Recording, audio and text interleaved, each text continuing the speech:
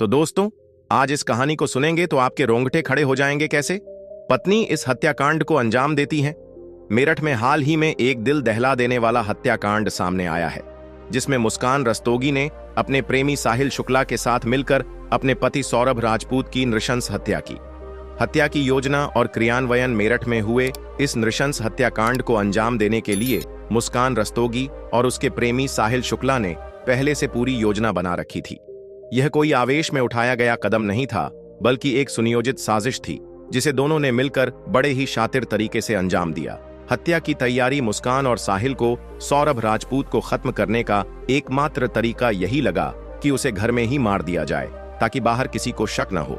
इसके लिए उन्होंने सबसे पहले उसे बेहोश करने की योजना बनाई। नशीली दवा। हत्या से कुछ दिन पहले ही मुस्कान ने एक नशीली दवा का इंतजाम कर लिया था। समय और मौका। 17 मार्च की रात को जब सौरभ घर में अकेला था, मुस्कान ने उसे खाने में यह दवा मिला दी। साजिश का पहला कदम। जब सौरभ ने वह खाना खाया तो कुछ देर में वह धीरे धीरे बेहोश होने लगा। हत्या का साहिल ने पहले चाकू से सौरभ के सीने पर ताबड़तोड़ 3 वार किए, जिनमें से एक सीधे दिल पर था। रक्तस्राव और सदमा। इस हमले से सौरभ बुरी तरह तड़पने लगा, लेकिन वह ज्यादा देर तक जीवित नहीं रह सका। कुछ ही मिनटों में उसकी मौत हो गई। शरीर के टुकड़े किए। हत्या के बाद दोनों को डर था कि शव को ऐसे ही छोड़ना खतरनाक होगा, इसलिए उन्होंने उसके शरीर को टुकड़ों में बांटने की योजना बनाई। गर्दन धड़ से अलग कर दी गई।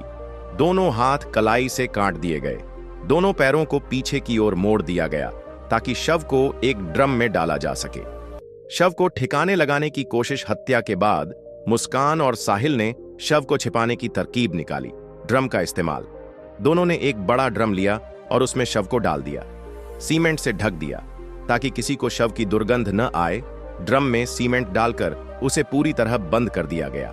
गायब होने की कोशिश। हत्या के बाद मुस्कान और साहिल हिमाचल प्रदेश घूमने चले गए, ताकि किसी को उन पर शक न हो। इस पूरी साजिश को बेहद शातिराना तरीके से अंजाम दिया गया। हालांकि पुलिस की जांच में दोनों फंस गए और सच सामने आ गया। शव को छिपाने का प्रयास सौरभ की हत्या करने के बाद मुस्कान और साहिल के सामने सबसे बड़ी चुनौती थी। शव को इस तरह ठिकाने लगाना कि किसी को भनक न लगे। वे यह अच्छी तरह जानते थे कि अगर शव मिला तो पुलिस की जांच उन्हीं तक पहुंचेगी। इसलिए उन्होंने पहले से ही एक ऐसा तरीका सोचा था जिससे शव की दुर्गंध न फैले और किसी को उन पर शक न हो। ड्रम में शव डालने की योजना। हत्या के बाद सबसे पहले उन्होंने यह तय किया कि शव को जलाने या कहीं फेंकने के बजाय घर में ही छिपाया जाए। इसके लिए उन्होंने एक बड़ा प्लास्टिक का ड्रम चुना, जिसमें पूरा शव समा सके। शरीर के टुकड़े किए गए। गर्दन को धड़ से अलग किया गया, ताकि शव को ड्रम में आसानी से डाला जा सके। दोनों हाथों को कलाई से काटा गया। दोनों पैरों को घुटनों से मोड़कर पीछे की ओर मोड़ा गया। शव को ड्रम में डालना। जब सौरभ का शरीर पूरी तरह ठंडा हो गया और रक्तस्राव बंद हो गया, तब दोनों ने मिलकर उसे ड्रम में डाल दिया। लेकिन समस्या यह थी कि अगर शव यूं ही रखा जाता तो जल्द ही दुर्गंध फैलने लगती और किसी को शक हो सकता था। सीमेंट और केमिकल का इस्तेमाल। मुस्कान और साहिल ने शव को लंबे समय तक छिपाने के लिए सीमेंट और अन्य केमिकल्स का इस्तेमाल किया। सीमेंट और रेत। शव को पूरी तरह से ढकने के लिए उन्होंने ड्रम में सीमेंट और रेत भर दी। इससे अंदर कोई गैस नहीं बनती और बदबू बाहर नहीं आती। केमिकल का छिड़काव। शव से किसी भी तरह की गंध न निकले, इसके लिए उन्होंने फिनाइल और अन्य गंध रोकने वाले केमिकल्स का छिड़काव किया। ड्रम को पूरी तरह सील किया। उन्होंने सीमेंट को ऊपर तक भरकर उसे अच्छी तरह सुखा दिया, ताकि कोई दरार न रहे। शक को दूर करने के लिए प्लान। हत्या के बाद भी मुस्कान और साहिल को डर था कि कहीं सौरभ के परिवार वाले या पड़ोसी उन पर शक न करने लगे। इसलिए उन्होंने एक और चाल चली। सौरभ के फोन का इस्तेमाल। उन्होंने सौरभ के मोबाइल से उसके परिवार और दोस्तों को मैसेज किए, ताकि लगे कि वह जिंदा है और कहीं बाहर गया हुआ है। हिमाचल प्रदेश जाने की योजना।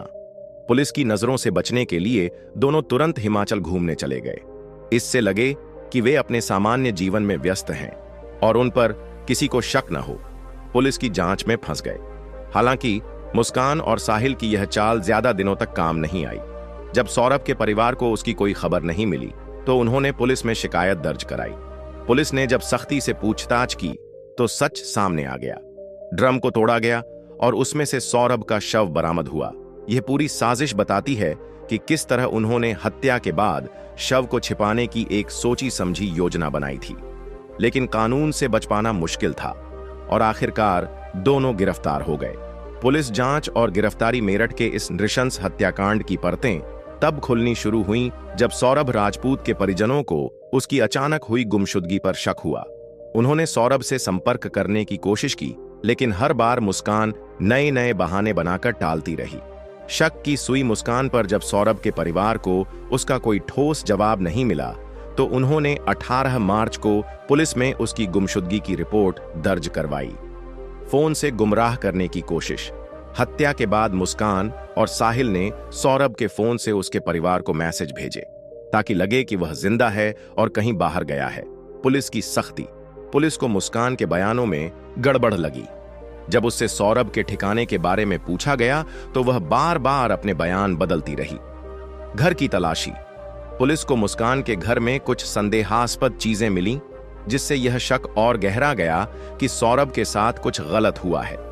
हत्याकांड का पर्दाफाश। जब पुलिस ने मुस्कान से कड़ाई से पूछताछ की तो आखिरकार उसने अपना अपराध कबूल कर लिया और पूरी घटना बयान कर दी।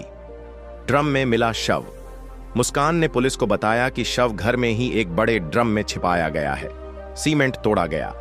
जब पुलिस ने ड्रम को तोड़कर देखा तो उसमें से सौरभ का क्षत विक्षत शव बरामद हुआ।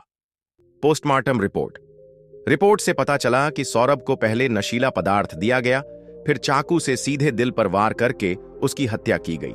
गिरफ्तारी और खुलासे हत्या का जुर्म कबूलने के बाद पुलिस ने मुस्कान और साहिल को तुरंत गिरफ्तार कर लिया। काले जादू का एंगल। साहिल के कमरे की तलाशी में काले जादू से जुड़ी किताबें, तंत्र मंत्र के चिन्ह और कुछ रहस्यमय चित्र मिले। मुस्कान और साहिल का रिश्ता। जांच में पता चला कि मुस्कान और साहिल लंबे समय से एक दूसरे के संपर्क में थे और सौरभ की हत्या की साजिश महीनों पहले से चल रही थी। मुस्कान और साहिल का संबंध मुस्कान रस्तोगी और साहिल शुक्ला का रिश्ता स्कूल के दिनों से ही शुरू हुआ था, लेकिन शादी के बाद भी यह संबंध बना रहा। दोनों की मुलाकात 2019 में एक व्हाट्सएप ग्रुप के जरिए फिर से हुई, जिसके बाद उनके बीच दोबारा नजदीकियां बढ़ने लगीं। शुरुआती प्रेम और गहरी होती नजदीकियां स्कूल फ्रेंड से प्रेमी। मुस्कान और साहिल पहले सिर्फ दोस्त थे, लेकिन समय के साथ दोनों के बीच प्यार हो गया। शादी के बाद भी रिश्ता। 2020 में जब मुस्कान की शादी सौरभ राजपूत से हुई, तब भी उसने साहिल से रिश्ता बनाए रखा। छुप छुप कर मुलाकातें। शादी के बाद भी मुस्कान साहिल से मिलती रही। साहिल अक्सर दीवार फांद कर उसके घर आता था। सौरभ और मुस्कान के रिश्ते में तनाव, अलग स्वभाव। सौरभ राजपूत एक शांत और जिम्मेदार इंसान था, जबकि मुस्कान आजाद ख्यालों वाली थी। पति से दूरी। शादी के कुछ महीनों बाद ही मुस्कान ने सौरभ से दूरी बना ली। नशे की लत। मुस्कान धीरे धीरे शराब और अन्य नशे की आदी हो गई, जिसमें साहिल ने भी उसका साथ दिया।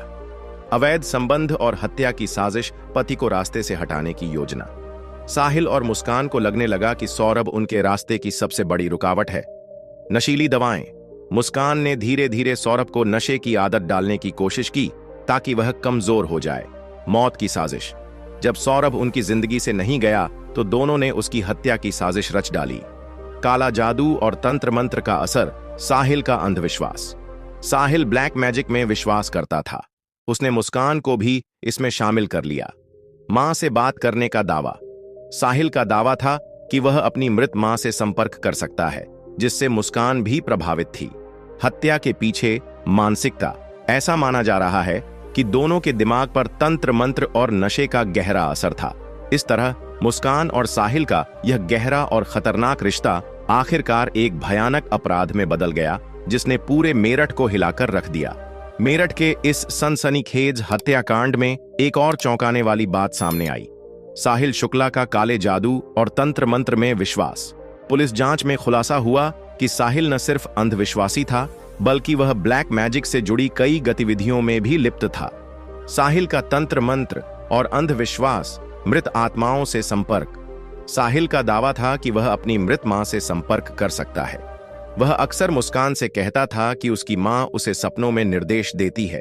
शैतानी प्रतीकों का इस्तेमाल। पुलिस को उसके कमरे से शैतानी प्रतीकों वाली तस्वीरें और ब्लैक मैजिक से जुड़ी किताबें मिलीं। काले जादू के निशान। साहिल के कमरे में एक दीवार पर काले जादू का खास पेंटाग्राम बना था, जो शैतान की पूजा से जुड़ा होता है। तंत्र मंत्र की दीक्षा। धीरे धीरे मुस्कान भी इस अंधविश्वास में पड़ने लगी। साहिल ने उसे विश्वास दिलाया कि काले जादू से वे अपनी समस्याओं को खत्म कर सकते हैं। सौरभ को हटाने की योजना। साहिल ने मुस्कान से कहा कि अगर सौरभ को मार दिया जाए तो वे दोनों हमेशा के लिए साथ रह सकते हैं और उन पर कोई बुरा असर नहीं पड़ेगा। हत्या के दौरान तांत्रिक प्रक्रिया, मृत शरीर के अंग काटना। पोस्टमार्टम रिपोर्ट के अनुसार सौरभ के शरीर को इस तरह काटा गया जिससे यह किसी तांत्रिक अनुष्ठान का हिस्सा लग रहा था। सीमेंट से ढकने का रहस्य। साहिल और मुस्कान ने शव को ड्रम में डालकर सीमेंट से भर दिया ताकि आत्मा मुक्त न हो पाए। यह भी एक अंधविश्वास से जुड़ा हो सकता है। शैतानी पूजा के सबूत। पुलिस को साहिल के कमरे से ब्लैक मैजिक के कई सामान मिले, जिनमें मोमबत्तियां, अजीब चित्र और कुछ तंत्र मंत्र की किताबें थीं। Psychological profile. जांच में पता चला कि साहिल काले जादू के प्रति इतना जुनूनी था कि उसने अपने कई दोस्तों को भी इस अंधविश्वास में फंसाने की कोशिश की थी।